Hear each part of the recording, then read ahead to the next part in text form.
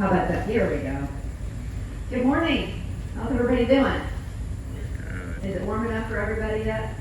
We're getting there, right? Well, this is a really, really important day. And I've got to say I was a little surprised that we needed to do this, but very, very grateful that we got the partnership that we got to come here and talk about this. I want to thank Fire Chief Powers, Sheriff Waters, and really especially State Senator Audrey Gibson, who really came up with the idea of needing to do this public service announcement. So it's one of those things that I'm hoping that all of you in the media are going to help us push out. It's extremely important that we emphasize the proper procedure.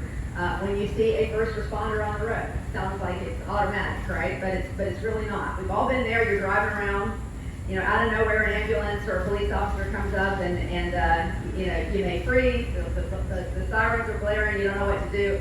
Always the thing to do is to pull over. Disconnected. We are not disconnected.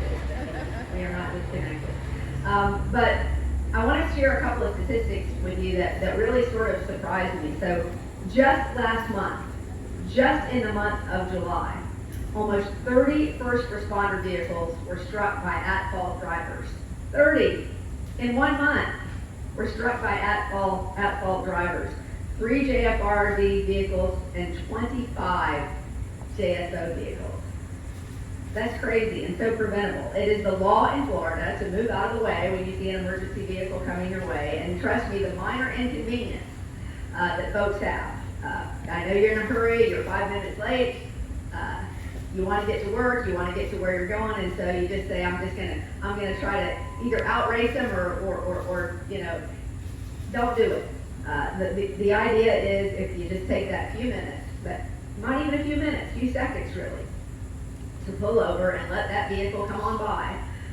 Not only are you going to keep these heroes safer, but you're going to make sure that that person who's trying to get to the hospital perhaps makes it as opposed to doesn't make it. I mean, that's a really big deal. So it's very, very important that you do that. You gotta pull over whenever you see them. So I want you to know that when you block a first responder, you're also putting yourself at risk.